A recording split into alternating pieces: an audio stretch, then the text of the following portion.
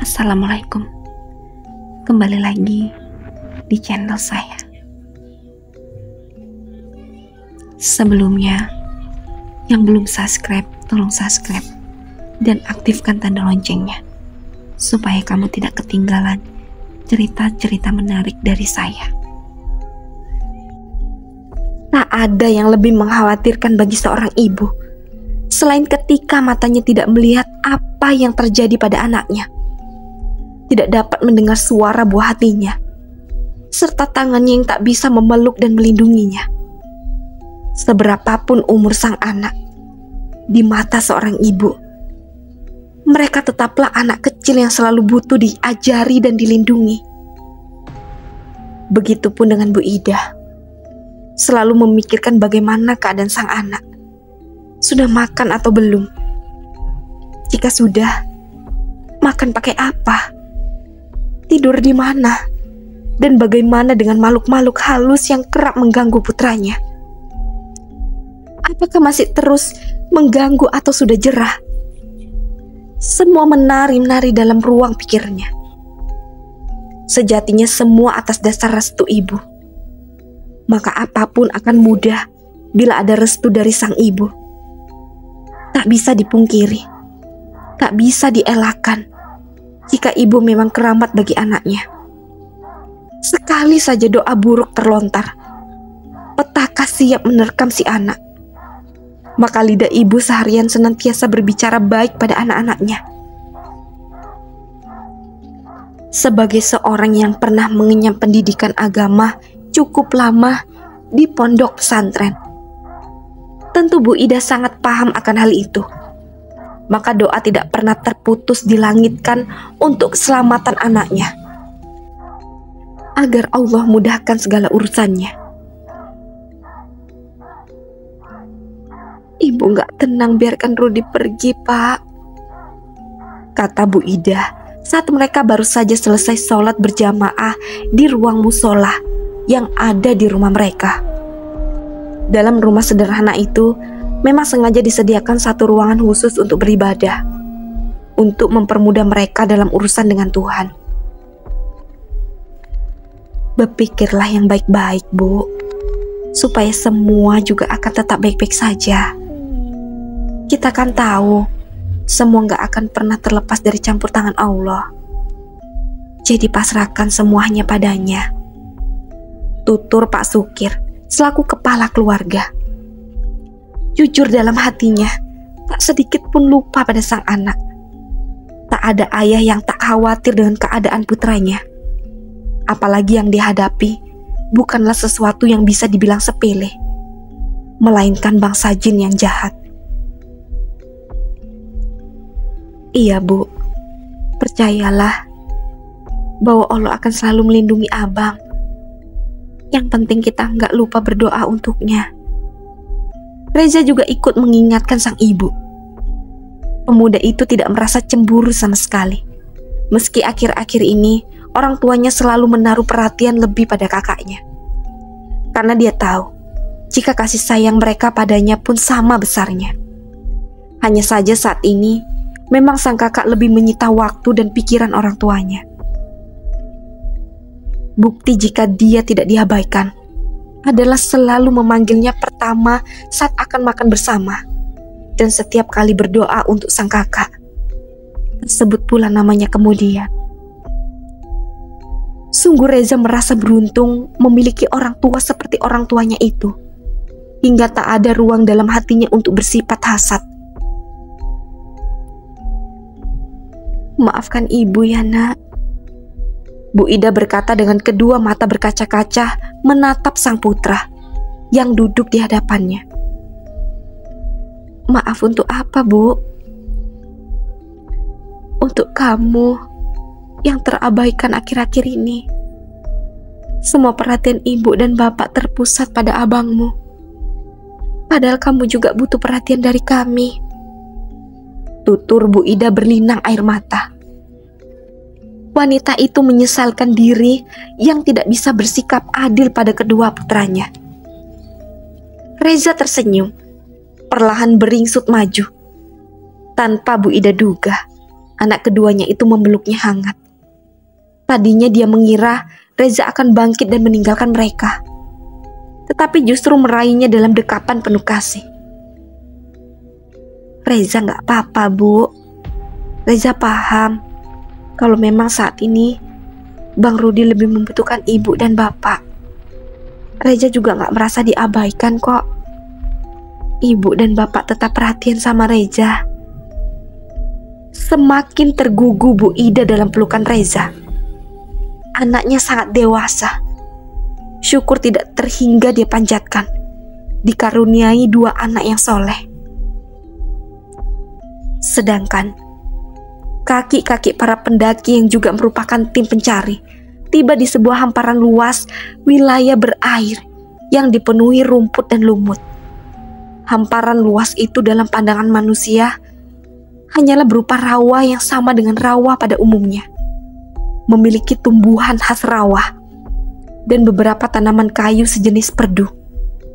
Di beberapa tempat air terlihat jelas tanpa tertutup tumbuhan. Di sebelah selatan adalah puncak Gunung Halimunan. Di sebelah utara berupa hamparan padang alalang. Di sekeliling tampak beberapa bukit yang mengelilingi tempat itu. Angin begitu sejuk berhembus, seakan menyambut dengan ramah siapapun yang datang ke sana. Mereka memandangi setiap sisi rawa yang biasa masyarakat sebut dengan rawa bayangan, tanpa terlewati sedikit pun. Disebut rawa bayangan karena di sana bayangan tidak akan terlihat. Benar-benar tidak ada bayangan makhluk apapun. Siapa saja pasti tidak akan percaya jika tidak datang ke tempat itu secara langsung. Benar-benar gak ada bayangan kita di sini, Pak. Seru Catur yang terkejut melihat dirinya dan teman-temannya tidak memiliki bayangan di sana. Berkali-kali mengucuk mata, berusaha meyakinkan diri. Nyatanya itu benar adanya. Mereka sontak melihat ke bayangan masing-masing dan merasa takjub. Dimanapun belum pernah menemukan fenomena tersebut.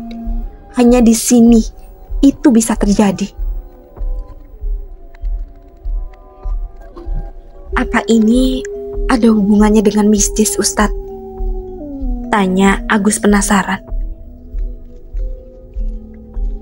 Saya rasa ini hanyalah fenomena ilusi optik semata. Meskipun saya tidak tahu pasti bagaimana alasannya. Fenomena optik ini dimanfaatkan oleh makhluk tak kasat mata untuk menipu manusia. Seakan tempat ini bertuah. Iya kan, Ki Basri? Mendengar namanya disebut, Ki Basri tersentak. Dia tak menyangka jika dirinya akan ditanyai begitu. Apa dia tahu kalau aku tahu sesuatu tentang rawa ini? Batinnya. Iya, Ustadz. Jawabnya sedikit gelagapan, namun tersirat jelas dalam pendengaran Ustadz Rahmat. Tempat ini dikeramatkan.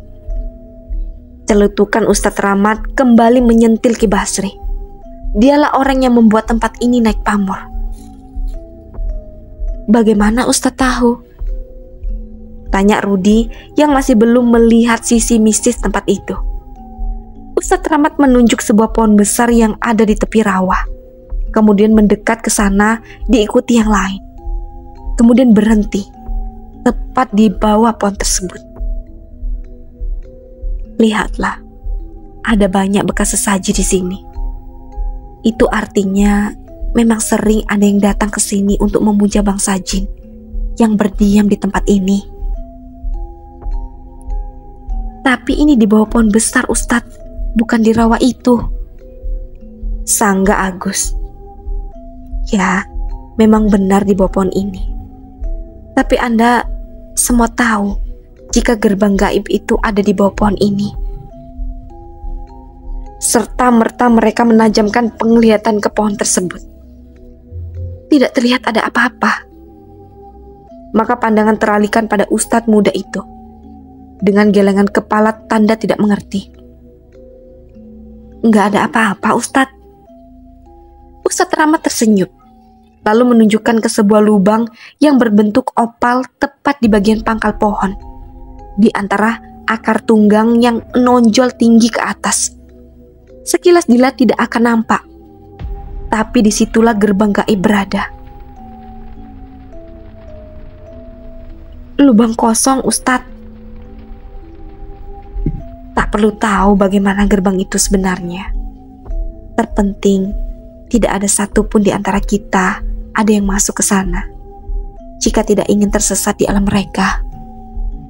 Mereka mengangguk paham. Masing-masing berjanji dalam hati tidak akan melanggar apa yang dikatakan oleh Ustadz Rahmat. Biar bagaimanapun, pria itu walau masih muda telah memiliki kemampuan yang mumpuni. Tidak ingin menjadi bangsa makhluk astral selanjutnya. Hanya Ki Basri yang berdeci tak suka. Rahasianya yang ini juga terungkap. Eksistensi keramat tempat itu bisa rusak oleh kehadiran Ustadz Rahmat dan kawan-kawan. Meski baginya pemuda itu masih ingusan, tetapi kemampuannya juga tidak bisa dianggap remeh. Bisa-bisa justru dirinya yang menjadi bulan-bulanan mereka yang ada di sana.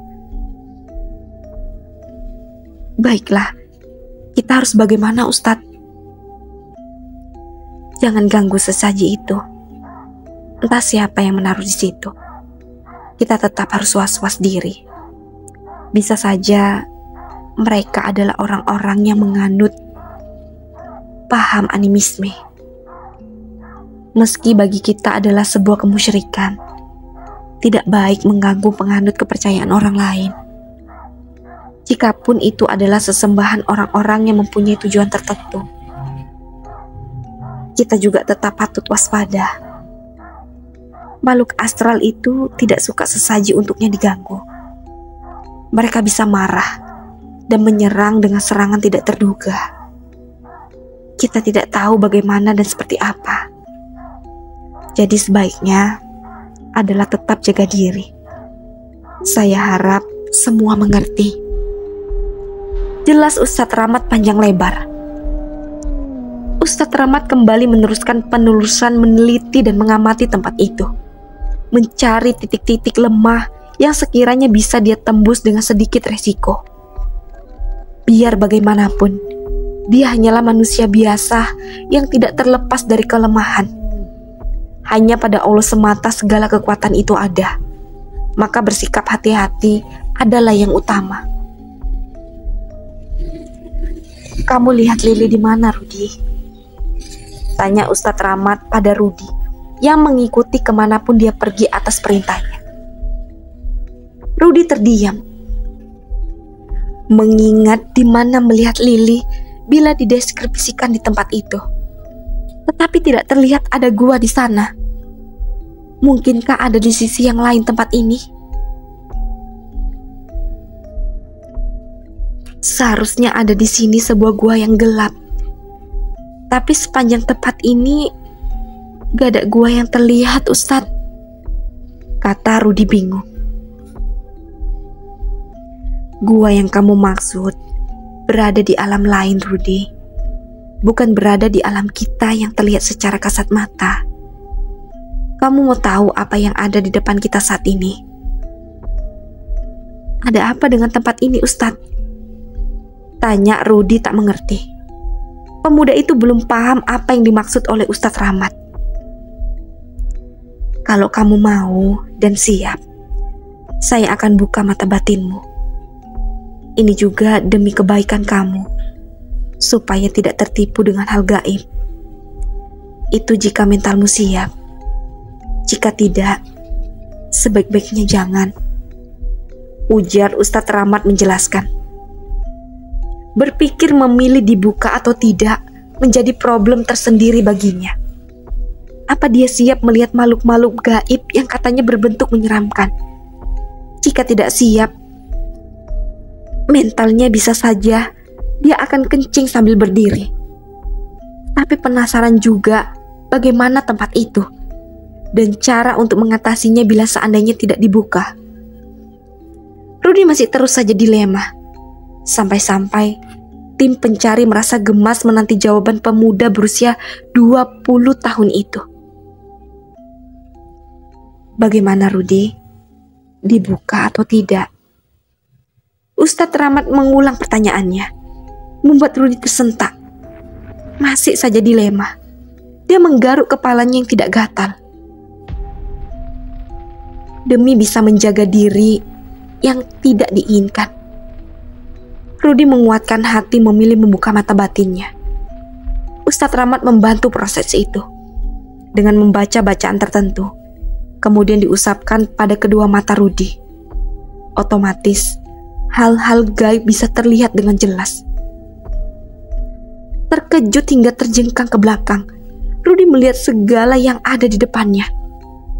Berbeda jauh dari yang sebelumnya. Ini adalah sebuah istana megah dengan halaman yang sangat luas. Di halaman itu penuh dengan patung-patung. Banyak di antaranya mirip dengan manusia. Lili. Mata Rudi membulat sempurna melihat bentuk salah satu patung yang sangat mirip dengan sosok sahabatnya, Lili. Di salah satu sudut halaman itu, patung yang sangat mirip dengan Lili tengah duduk bersimbuh, memiliki ekspresi wajah yang memohon pertolongan, dipenuhi rasa sakit, dengan tangan depan yang seperti tengah berusaha meraih sesuatu. Entahlah, Rudi benar-benar ingin berlari dan memeluk patung itu. Ustadz, Lili Ustadz, ucapnya seolah ingin bertanya apa yang sebenarnya terjadi pada sahabatnya itu. Pemuda bertubuh tinggi besar itu terguguh sambil bersimpuh di tepi rawa. Sendi-sendinya terasa lepas, begitu lemas seluruh tulangnya. Begitu pula dengan otot-otot tubuhnya yang seakan mengendur tak memberikan tenaga. Semua luruh, seakan dunianya pun ikut terhenti. Bagaimana mimpinya menjadi nyata untuk yang kedua kalinya.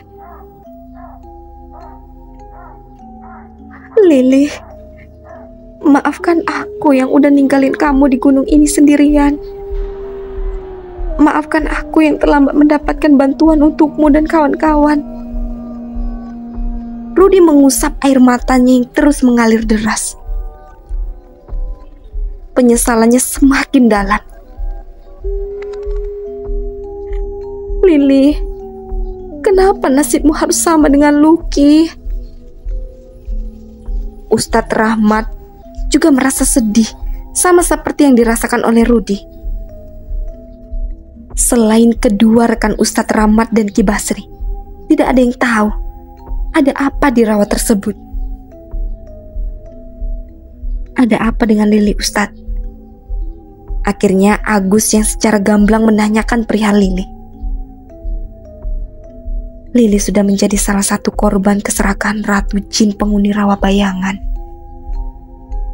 Dia dijadikan santapan untuk meningkatkan energi pada Ratu Jin itu.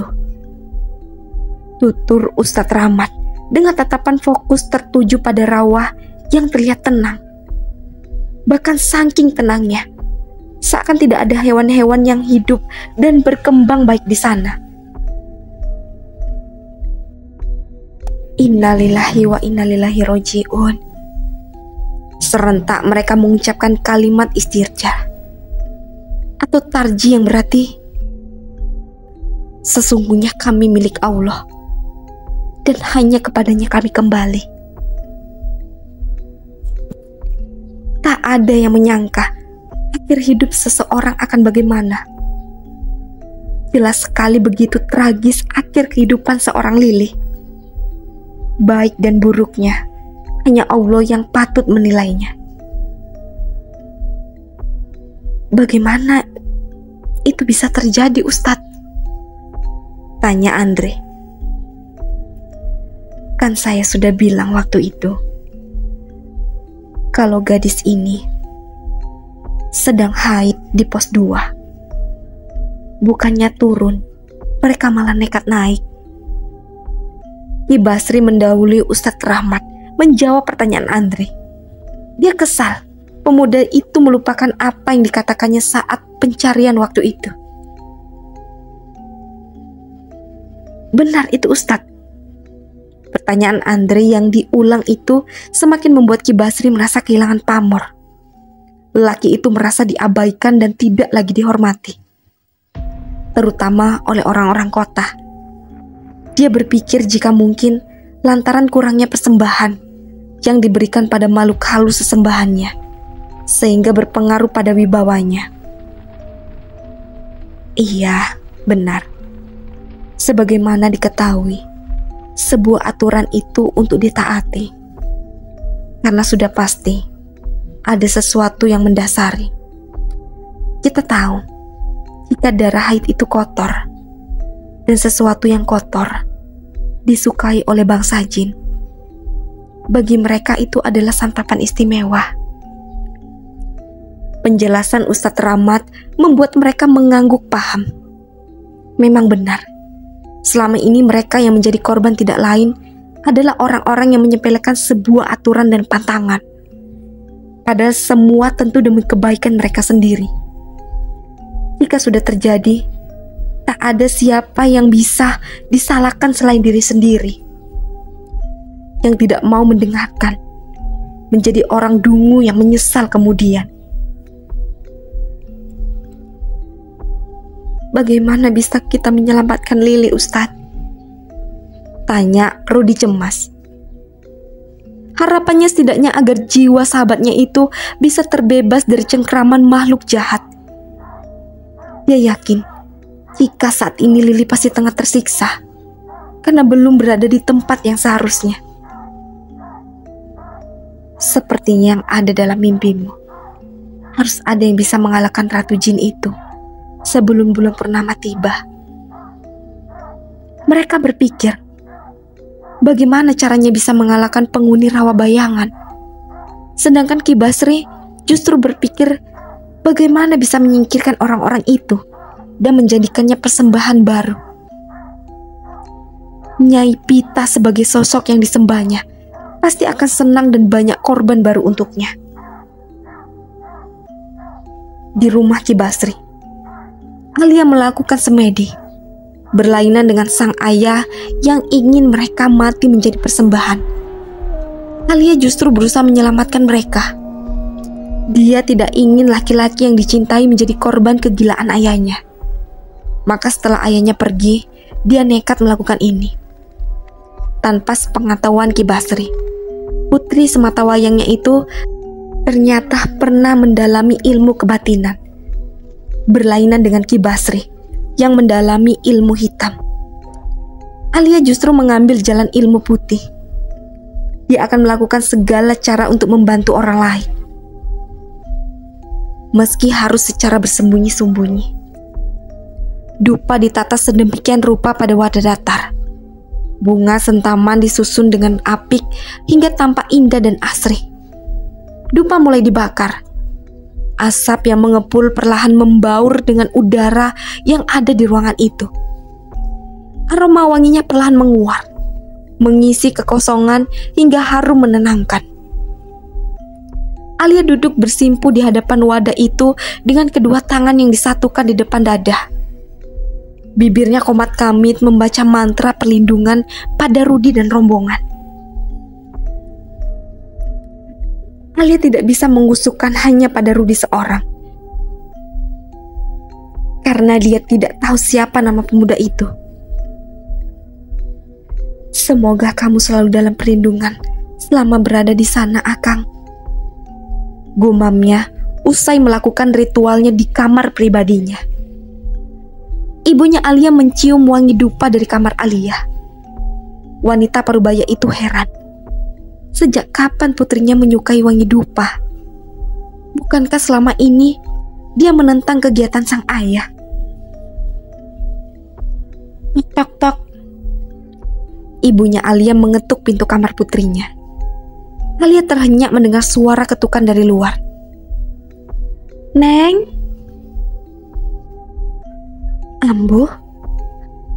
Bukankah Ambu tadi berangkat ke ladang? Alia bertanya pada diri sendiri. Iya, Ambu. Ada apa? Alia tidak segera bangkit. Dia hanya memutar tubuh seraya menatap daun pintu kamarnya, menunggu jawaban sang ibu. Kamu sedang apa, Neng? Mendengar itu, Alia tersadar jika apa yang dilakukan adalah sebuah rahasia. Kemudian dengan segera membereskan dan menyembunyikan barang-barang yang dia gunakan untuk ritual tadi. Barang-barang itu dimasukkan ke dalam lemari pakaian di rak paling bawah. Barulah kemudian gadis itu membuka pintu menemui sang ibu.